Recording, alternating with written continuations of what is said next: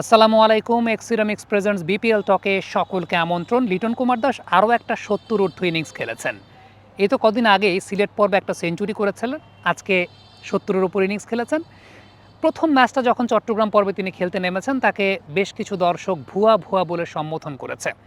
আবারও বলতে চাই, একটা প্লেয়ারের খারাপ সময় যেতেই পারে, একটা প্লেয়ার খারাপ পারফরমেন্স করতে পারে, এবং খারাপ পারফরমেন্স যখন হবে আপনি তাকে সমালোচনা করবেন, সেটা খুবই স্বাভাবিক একটা ব্যাপার। ক্রিকেটেও সমালোচনা সেই জায়গাটায় হবে, কিন্তু অসম্মান করাটা মোটেও কোনো জায়গাটায় কাম্য নয়। যে কোনো খেলোয়াড়কে সম্মান প্রদর্শন করাটা খুব গুরুত্বপূর্ণ, যেটা আজকের ম্যাচটা যখন লিটন কুমার দাস খেলছিলেন, গ্যালারি থেকে কিন্তু লিটন লিটন চিৎকারটাই শুনেছি। সুতরাং এই ব্যাপারটা অবশ্যই প্রত্যাশা করব যে কাউকে সমালোচনা তো অবশ্যই করবেন, সমালোচনা করবেন, কিন্তু অসম্মান করবেন না প্লিজ, সম্মানটা দিতে হবে। লিটনের ব্যাটিংয়ের সাম্প্রতিক সময় আমরা সিলেট পর্ব থেকে একটা দৃশ্যমান জায়গা দেখতে পাচ্ছি, যেটা কমেন্ট্রির সময় বারবার বলছি। অফ স্ট্যাম্পের বাইরের যে সমস্ত বল লিটন কুমার দাস সাম্প্রতিক সময়ে টেনে অনসাইডে খেলেছেন, ম্যানুফ্যাকচার্ড শট খেলেছেন, ম্যানুফ্যাকচার্ড শটটাকে কম খেলতে দেখা যাচ্ছে।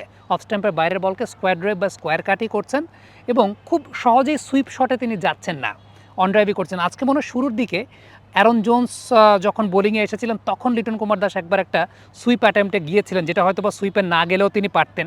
একটু কোয়ালিটি বোলিং হলে সেক্ষেত্রে উইকেট পতন ঘটতে পারত। ইভেন আরেকটা বিষয় উল্লেখযোগ্য, সেটা হচ্ছে একটা তো কথা সত্য যে ওই লেভেলের চ্যালেঞ্জ যখন আসবে, মানে ইন্টারন্যাশনাল লেভেলের যে রিয়েলিটি চেকটা, সেই রিয়েলিটি চেকের জায়গাটা হচ্ছে বিপিএলে কিছু কিছু ফ্র্যাঞ্চাইজির বোলিং অ্যাটাকটা এতই সাদামাটা যে ব্যাটারের খুব বেশি চ্যালেঞ্জ ফেস করতে হয় না। মানে লিটন ইন্টারন্যাশনাল ক্রিকেটে যে ম্যানুফ্যাকচার শটগুলো খেলেন, ওগুলো আসলে কেন খেলেন? যখন সোজা রান করতে পারেন না, তখন ম্যানুফ্যাকচার শট খেলেন। কিন্তু বিপিএলে যে ফ্র্যাঞ্চাইজিগুলো কথা বলছি, তাদের বোলিং অ্যাটাকটা এত দুর্বল, সোজা খেলে রান করা যায়, কিন্তু ওই যে চ্যালেঞ্জটা, যে সোজা খেলে রান করতে পারছেন না, তখন ম্যানুফ্যাকচার শট খেলতে গিয়ে আউট হচ্ছেন, ওই কোয়ালিটির বোলিংটা বিপিএলের সব ফ্র্যাঞ্চাইজির মধ্যে নাই। হ্যাঁ, বরিশালের এগেনস্টে লিটন কুমার দাস কিন্তু ওই যে জায়গার মেরিটের বল, সেই জায়গার বল যখন রান করতে পারছিলেন না, এরপর তার উইকেটের পতনটা কিন্তু ঘটেছে। সো বরিশালের মতো চ্যালেঞ্জিং বোলিং অ্যাটাক খুব কম টিমেরই আছে, বাট তারপরও একটা প্লেয়ার যখন তার নিজের স্বভাবজাত বৈশিষ্ট্য থেকে বেরিয়ে আসার চেষ্টা করছেন, দৃশ্যমান জায়গাটা দেখতে ভালো লাগছে। হ্যাঁ, বোলিংয়ের চ্যালেঞ্জটা আর একটু বেশি হলে রিয়েলিটি চেকটা আর একটু বেটার হতো বলে আমার কাছে মনে হয়, কিন্তু তারপরও এখন পর্যন্ত যেরকমভাবে এসেছে তার কাছে বল, তিনি একদম বলের মেরিট অনুযায়ী ব্যাটিং করার চেষ্টা করেছেন, ম্যানুফ্যাকচার শট খুব কম খেলেছেন। সো দেখেন, এই যে সমালোচনার কথাটা কিন্তু আমি বললাম, বা ফ্যাক্টের কথাটা আমি বললাম, কিন্তু সেটা একটা ক্রিকেটীয় দৃষ্টিকোণ থেকে, একটা মার্জিত ভঙ্গিমায়। সেই জায়গাটাতে আপনি যখন একজন প্লেয়ারকে অসম্মান করবেন, সেই অসম্মানের জায়গাটা কখনোই কোনোভাবে কাম্য না। লিটন কুমার দাস এখন পর্যন্ত বেশ রক সলিড ব্যাটিং করছেন, আর এই রক সলিডের কথা যখন আসে, তখন এক্সিরামিক্সের কথা মনে পড়ে যায়। এক্সিরামিক্সের নতুন কালেকশন রক এক্স, যা নিয়ে এসেছে পাথরের সৌন্দর্য টাইলসের ডিজাইনও। যুগ যুগ ধরেই বিল্ডিং ম্যাটেরিয়াল হিসেবে পাথর প্রথম পছন্দ, কারণ স্থাপনাটা যেমন টেকসই হয়, সেই সঙ্গে পাথরে আভিজাত্য ফুটে ওঠে। ইটালিয়ান দুর্দান্ত সব স্টোন বেস ডিজাইন থেকে বেছে নিয়ে ইউনিক কালেকশন তৈরি করা হয়েছে। রিয়েলিস্টিক লুক আর ফিল, সেই সঙ্গে থাকছে রং টিকে থাকার নিশ্চয়তা। আপনার বাসার সৌন্দর্য অমলিন থাকবে বছরের পর বছর। সাজিয়ে তুলুন আপনার বাসাকে রক এক্সের সৌন্দর্য, আর পাথরের আভিজাত্যে থাকুন সবসময়।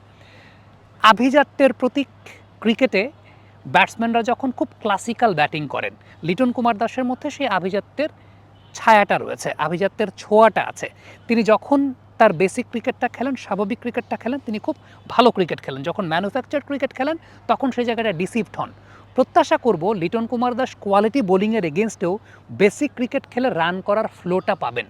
বেসিক ক্রিকেট খেলেও যে তিনি রান করেছেন অতীতে, সেই রানটা তিনি করবেন। প্রবলেমটা আবারও বলছি তখনই হয় যখন বেসিক ক্রিকেট খেলে একটু টপ কোয়ালিটির বোলিংয়ে রান বের করতে পারেন না, তখন ম্যানুফ্যাকচার্ড শটটা খেলতে হয়। বাট হোপসো যে টাচটা লিটন কুমার দাস বিপিএল থেকে নিয়ে যাচ্ছেন, সেটাকে তিনি কন্টিনিউ করতে পারবেন। আবারও প্রত্যাশা করব দর্শকরা যারা আছেন, প্লেয়ারদের খারাপ সময় সমালোচনা তো অবশ্যই করবেন। কোনো প্লেয়ার খারাপ খেলে তিনি দল থেকে স্ট্রেট বাদ যাবেন, সেটা তো কোনো সন্দেহের কিছু নেই। কিন্তু ওই প্লেয়ারটাকে ডিমোরালাইজ করা, ওই প্লেয়ারটাকে অপমান করা, ওই প্লেয়ারটাকে অসম্মান করা, সেটা কোনোভাবেই কাম্য না।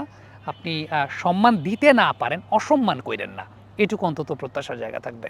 Thank you very much. Comment বক্সে মন্তব্য, মতামত জানতে চাই।